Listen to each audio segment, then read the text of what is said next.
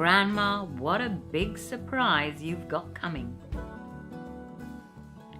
When you have a baby, you get a new title. They call you Mother.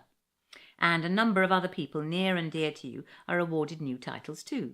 Your partner gets dubbed Daddy, and you probably scatter about a few aunties and uncles as well. But the person or persons waiting most anxiously to have their new title conferred upon them are those to be called Granny. Of course, grandfathers are quite chuffed too, but that's another story. To become a grandmother is regarded as a major achievement by ladies of a certain age, though of course it was the activities of 2 other people that awarded them this new accolade. But no granny I know would do anything but claim the credit. Once promoted to grandmother status, the appointee is suddenly capable of almost psychic powers. She can see your newborn, scarcely unfolded from the womb, has got identical ears to Great Uncle William and therefore will be good at sums. And the way that his head flops over to one side proves that he'll be a talented musician, because he already looks as though he's got a violin tucked under his chin. As your child goes, Granny's visionary predictions grow too. The way your baby daughter knocks the top off her boiled egg reveals the sensitive hands of a brain surgeon. She can count up to 10, so she must be headed for that number in Downing Street. Gran can see this and much more. Grandma, what big eyes you've got. Grans have special powers of hearing too. They can listen for hours to your tales of From the Well Baby Clinic, swelling with pride at their grandchild's development ounce by ounce. As your child progresses, they can listen with infinite interest to stories from school, secrets, sadnesses concerning best friends, and be the audience for I'm a Little Teapot with actions as often as anyone cares to perform it. Grans listen like no other.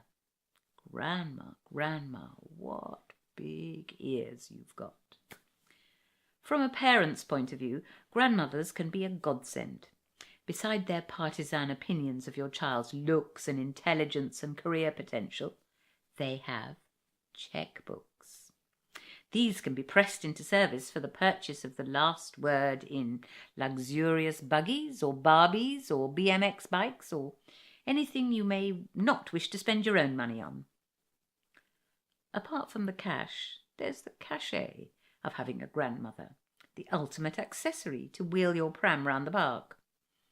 You'll find that she can unpack and dust off some veteran skills like nappy changing and infant rocking and winding a baby. Riding a BMX bike is a technique that never gets forgotten. Nurtured from very early days, the special relationship between child and grandparent can be a double dividend, something that spans the generations and skips over ages. What's age anyway? Picture a small girl and her gran out for a walk, discussing birthdays. Girl, how old are you, Grandma? Gran, I can't remember. I don't bother to keep count nowadays. Girl, then why don't you look in your knickers? Gran, how would that help?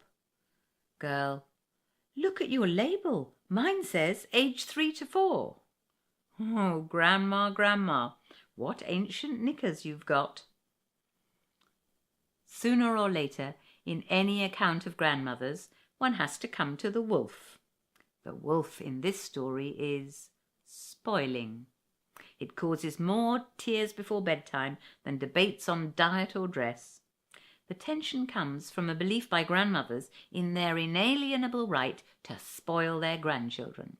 To define our terms, spoiling means giving the kids something that their parents have already said they can't have. I've heard all the excuses.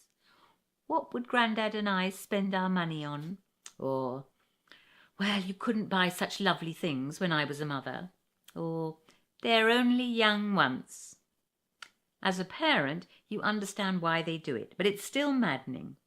particularly if you're only applying what they taught you about tidiness or table manners or rationed quantity of sweets.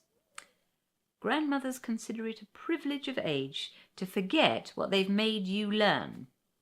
They've taught you what matters, and now they tell you it doesn't matter.